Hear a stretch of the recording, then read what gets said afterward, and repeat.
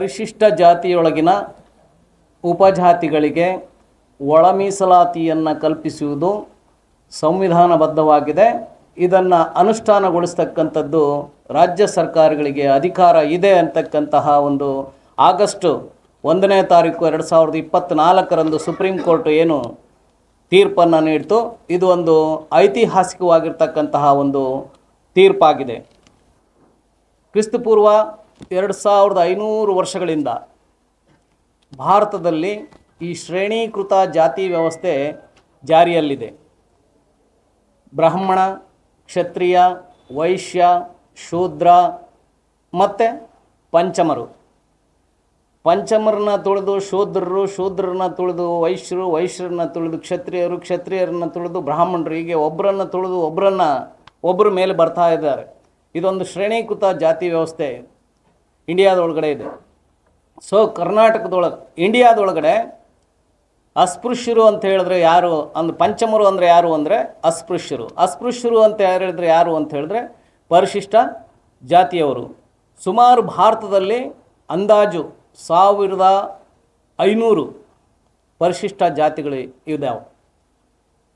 So ಈ ಪರಿಶಿಷ್ಟ ಜಾತಿಗಳು ಮುಂದುವರಿದ ಜಾತಿಗಳಿಗೆ ಸಮನಾಗಿ ಬರಬೇಕು ಅಂತ ಹೇಳಿ 1950ರಲ್ಲಿ ಬಾಬಾ ಸಾಹೇಬ್ ಅಂಬೇಡ್ಕರ್ ಅವರು ಸಂವಿಧಾನದಲ್ಲಿ ಪರಿಶಿಷ್ಟ ಜಾತಿಗಳಿಗೆ ಮೀಸಲಾತಿಯನ್ನು ಕಲ್ಪಿಸಿದರು. ಪರಿಶಿಷ್ಟ ಜಾತಿಗಳಿಗೆ 101 ಜಾತಿಗಳನ್ನು ಇಟ್ಟು 15% ಮೀಸಲಾತಿಯನ್ನು ಕೊಟ್ಟರು. ಈ 101 ಜಾತಿಯೊಳಗಡೆ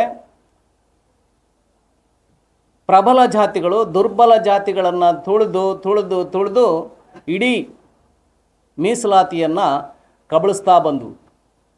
ಆದರೆ ಇದೊಂದು ರೀತಿಯಲ್ಲಿ ನೋಡಿದಾಗ ಅಸಮಾನತೆ ಎದ್ದು ಕಾಣ್ತಾ ಇತ್ತು.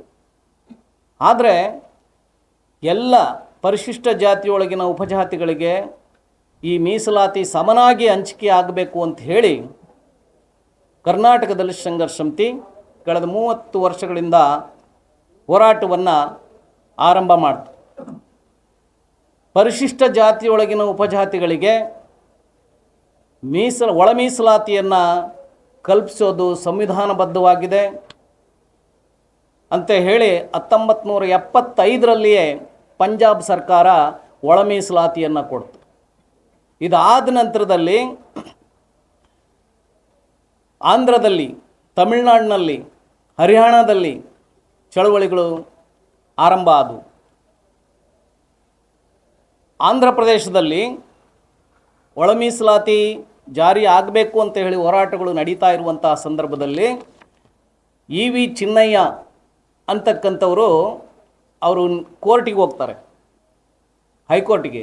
ಏನು ಅಂತ ಹೇಳಿದ್ರೆ ಒಳ ಮೀಸಲಾತಿಯನ್ನು ಕೊಟ್ಟರೆ ಇರ್ತಕ್ಕಂತಹ ಪರಿಶಿಷ್ಟ ಜಾತಿಯೊಳಗಿನ ಜಾತಿಗಳು ತಮ್ಮೊಳಗಡೆ ಕಿತ್ತಾಟ ಆರಂಭ ಮಾಡ್ತವೆ, ಒಗ್ಗಟ್ಟು ಹೊಡೆಯುತ್ತೆ. ಹಾಗಾಗಿ ಒಳ ಮೀಸಲಾತಿ ಕೊಡೋದು ಅಸಂವಿಧಾನಿಕ ಅಂತೇಳಿ ಅವರು ಹೈಕೋರ್ಟಲ್ಲಿ ಒಂದು ಪಿಟಿಷನನ್ನು ಫೈಲ್ ಮಾಡ್ತಾರೆ.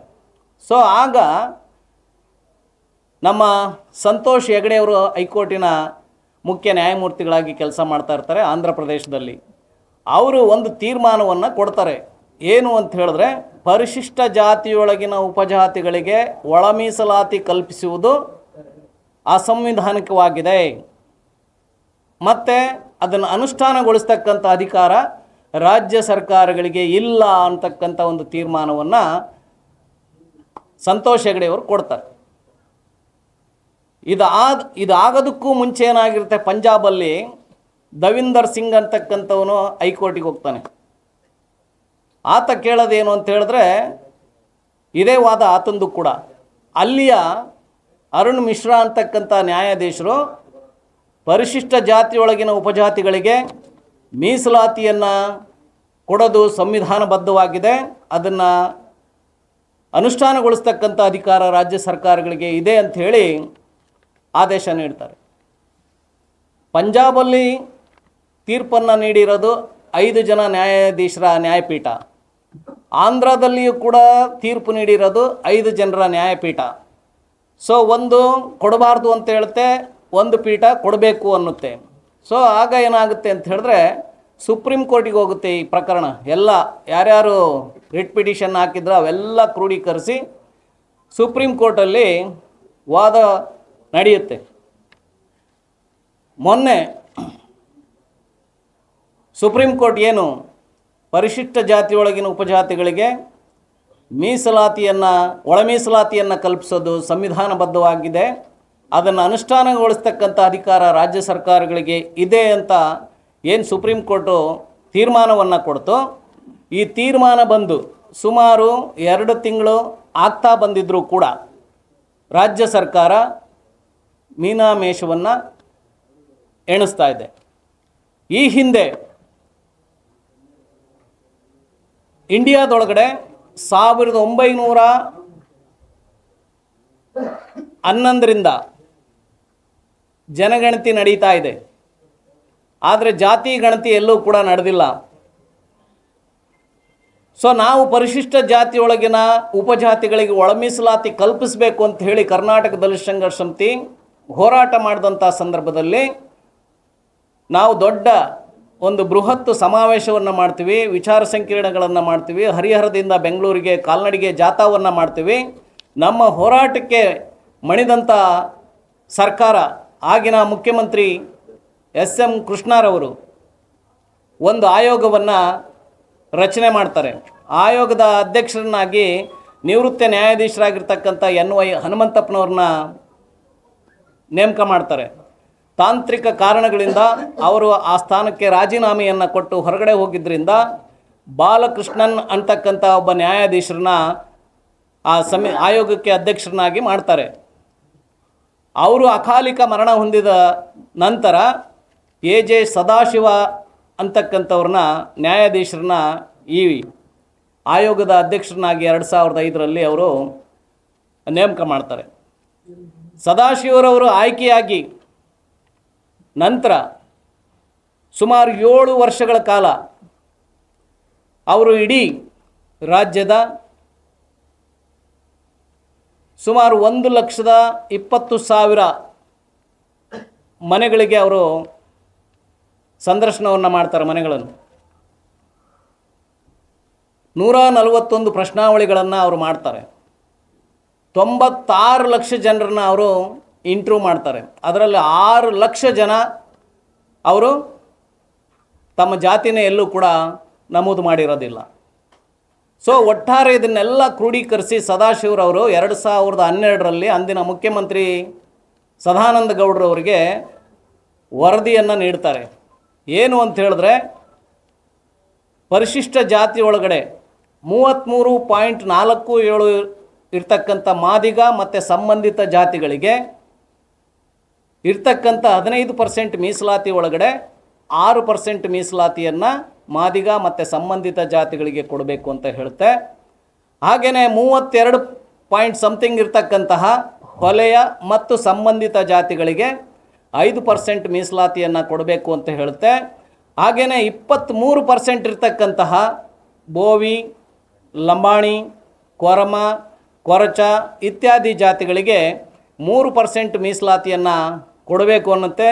ಹಾಗೆಯೇ ದುರ್ಬೀನ್ ಹಾಕಿ ಹುಡುಕಿದ್ರೂ ಕೂಡ ಸಿಗದಿರ್ತಕ್ಕಂಥ ಅಲೆಮಾರಿ ಮತ್ತು ಅರೆ ಅಲೆಮಾರಿ ಸುಮಾರು 16 ಜಾತಿಗಳನ್ನು ಒಳಗೊಂಡಿರ್ತಕ್ಕಂಥ ಜಾತಿಗಳಿಗೆ 1% ಮೀಸಲಾತಿಯನ್ನು ಕೊಡಬೇಕು ಅಂತ ಹೇಳಿ ಸದಾಶಿವರವರು ಆ ವರದಿನಲ್ಲಿ ಹೇಳಿದ್ದಾರೆ. ಸೊ ಈ ಮಧ್ಯೆ ಏನಾಯಿತು ಅಂತ ಹೇಳಿದ್ರೆ, ಮತ್ತೆ ಸಿದ್ದರಾಮಯ್ಯನವರ ಸರ್ಕಾರ 2017ರಲ್ಲಿ ನಾಗಮೋಹನ್ ದಾಸ್ ಒಂದು ಆಯೋಗವನ್ನು ಮಾಡಿ ಅವರಿಂದ ಒಂದು ವರದಿಯನ್ನು ತರಿಸ್ಕೊಳುತ್ತೆ. ಏನು ಅಂತ ಹೇಳಿದ್ರೆ, ಪರಿಶಿಷ್ಟ ಜಾತಿ ಒಳಗಡೆ ಇರ್ತಕ್ಕಂಥ ಜನರಿಗೆ ಈ ಜನಸಂಖ್ಯೆಗೆ ಅನುಗುಣವಾಗಿ ಮೀಸಲಾತಿ ಕೊಡೋದಾದರೆ 2% ಮೀಸಲಾತಿಯನ್ನು ಕೊಡಬೇಕು. ಯಾರಿಗೆ? ಪರಿಶಿಷ್ಟರಿಗೆ. ಮತ್ತು ಪರಿಶಿಷ್ಟ ವರ್ಗದವರಿಗೆ ಅವ್ರು 3% ಇದ್ದಾರೆ, ಅವರಿಗೆ 4% ಮೀಸಲಾತಿಯನ್ನು ಕೊಡಬೇಕು. ಒಟ್ಟು ಪರಿಶಿಷ್ಟ ವರ್ಗದವರಿಗೆ 3 + 4 7 ಆಯಿತು. ಪರಿಶಿಷ್ಟ ಜಾತಿಯವರು 15 + 2 17 ಆಯಿತು. ಈಗ ನಾವು ಕ್ಲೈಮ್ ಮಾಡ್ತಾ ಇರೋದು ರಾಜ್ಯ ಸರ್ಕಾರದಲ್ಲಿ 24.10% ನಾವು ರಾಜ್ಯ ಸರ್ಕಾರದಿಂದ ನಾವು ಕ್ಲೈಮ್ ಮಾಡ್ತಾ ಇದ್ವಿ. ಸೊ ನಮ್ಮ ಒಟ್ಟಾರೆ ಇದೇನು ಅಂತ ಹೇಳಿದ್ರೆ, article number constitution article number 15 ಸಬ್ ಕ್ಲಾಸ್ 4, 16 ಸಬ್ ಕ್ಲಾಸ್ 4 ಅಂದರೆ ವಿದ್ಯೆ ಮತ್ತು ಉದ್ಯೋಗ ನಮಗೆ ಸಿಕ್ಕಾಗ, ನಮಗೆ ಆರ್ಥಿಕವಾಗಿ ನಾವು ಸಬಲರಾದಂಥ ಸಂದರ್ಭದಲ್ಲಿ ನಾವು ಮುಖ್ಯವಾಹಿನಿಗೆ ಬರೋದಕ್ಕೆ ಸಾಧ್ಯ ಆಗುತ್ತೆ ಅನ್ನುವಂಥ ವಾದವನ್ನು ಇಟ್ಕೊಂಡು ನಾವೆಲ್ಲರೂ ಕೂಡ ಹೋರಾಟ ಮಾಡ್ತಾ ಬರ್ತಾಯಿದ್ವಿ. ಸೊ ಈ ಮಧ್ಯೆ ಸುಪ್ರೀಂ ಕೋರ್ಟ್ ಡಿಸಿಷನ್ನು ಹೀಗಾಗಿರೋದ್ರಿಂದ ಒಳ ಮೀಸಲಾತಿಯನ್ನು ಕಲ್ಪಿಸೋದು ಸಂವಿಧಾನಬದ್ಧವಾಗಿದೆ, ಅದು ಅನುಷ್ಠಾನಗೊಳಿಸ್ತಕ್ಕಂಥದ್ದು ರಾಜ್ಯ ಸರ್ಕಾರಗಳಿಗೆ ಅಧಿಕಾರ ಇದೆ ಅಂತ ಏನು ತೀರ್ಪು ಬಂದಿದೆ. ಈ ತೀರ್ಪು ಬಂದು 2 ತಿಂಗಳು ಕಳೀತಾ ಬಂದಿದ್ದರೂ ಕೂಡ ಸಿದ್ದರಾಮಯ್ಯನವರು ಇದುವರೆಗೂ ಕೂಡ ಚಕಾರ ಎತ್ತಿಲ್ಲ. ಅಸೆಂಬ್ಲಿ ಚುನಾವಣೆ ನಡೀತಕ್ಕಂಥ ಸಂದರ್ಭದಲ್ಲಿ ಅವರ ಚುನಾವಣಾ ಪ್ರಣಾಳಿಕೆಯಲ್ಲಿ ಈ ಇಶ್ಯೂ ಇದೆ, ಯಾವುದು ಒಳ ಮೀಸಲಾತಿ ವಿಷಯವನ್ನು ಅವರು ಚುನಾವಣಾ ಪ್ರಣಾಳಿಕೆಯಲ್ಲಿ ಹಾಕಿದ್ದಾರೆ. ಏನು ಅಂತ ಹೇಳಿದ್ರೆ, ನಮ್ಮ ಸರ್ಕಾರ, ಕಾಂಗ್ರೆಸ್ ನೇತೃತ್ವದ ಸರ್ಕಾರ ಅಧಿಕಾರಕ್ಕೆ ಬಂದರೆ ಮೊದಲನೇ ಸಚಿವ ಸಂಪುಟದಲ್ಲಿ ನಾವು ಈ ಇಶ್ಯೂವನ್ನು ಬಗೆಹರಿಸ್ತೀವಿ, ಇದನ್ನು ಜಾರಿಗೆ ತರ್ತೀವಿ ಅಂತಕ್ಕಂಥ ವಾಗ್ದಾನವನ್ನು ಸಿದ್ದರಾಮಯ್ಯನವರು ಕೊಟ್ಟಿದ್ದರು. ಆದರೆ 2 ತಿಂಗಳು ಕಳೆದರೂ ಸಹ ಸಿದ್ದರಾಮಯ್ಯನವರು ಈ ಕ್ಷಣಕ್ಕೂ ಕೂಡ ಈ ಒಳ ಮೀಸಲಾತಿ ವಿಚಾರದ ಬಗ್ಗೆ ಗಮನ ಹರಿಸ್ತಾ ಇರೋದು ಅದೊಂದು ದೊಡ್ಡ ನೋವಿನ ಸಂಗತಿಯಾಗಿದೆ. ಹಾಗಾಗಿ ಈ ನಿದ್ದೆ ಮಾಡ್ತಕ್ಕಂಥ ಸರ್ಕಾರವನ್ನು ನಾವು ಬಡಿದೆಬ್ಬಿಸಬೇಕಾದ್ರೆ ನಾವು ತಮಟೆ ಚಳವಳಿಯನ್ನು ಮಾಡಬೇಕು ಅನ್ನುವಂಥ ಒಂದು ನಿರ್ಧಾರವನ್ನು ಕರ್ನಾಟಕ ದಲಿತ ಸಂಘರ್ಷ ಸಮಿತಿ ತಗೊಂಡಿದೆ. ಈ ಹಿನ್ನೆಲೆ ಒಳಗಡೆ ಸೆಪ್ಟೆಂಬರ್ 12ನೇ ತಾರೀಕು ಇಡೀ ರಾಜ್ಯಾದ್ಯಂತ ಏಕಕಾಲದಲ್ಲಿ ಈ ಮಲಗಿರ್ತಕ್ಕಂಥ ರಾಜ್ಯ ಸರ್ಕಾರವನ್ನು ಎಚ್ಚರಿಸಬೇಕು ಅಂತಕ್ಕಂಥ ನಿಟ್ಟಿನಲ್ಲಿ ಇಡೀ ರಾಜ್ಯಾದ್ಯಂತ ತಮಟೆ ಚಳವಳಿಯನ್ನು ನಾವು ಮಾಡ್ತಾ ಇದ್ದೀವಿ.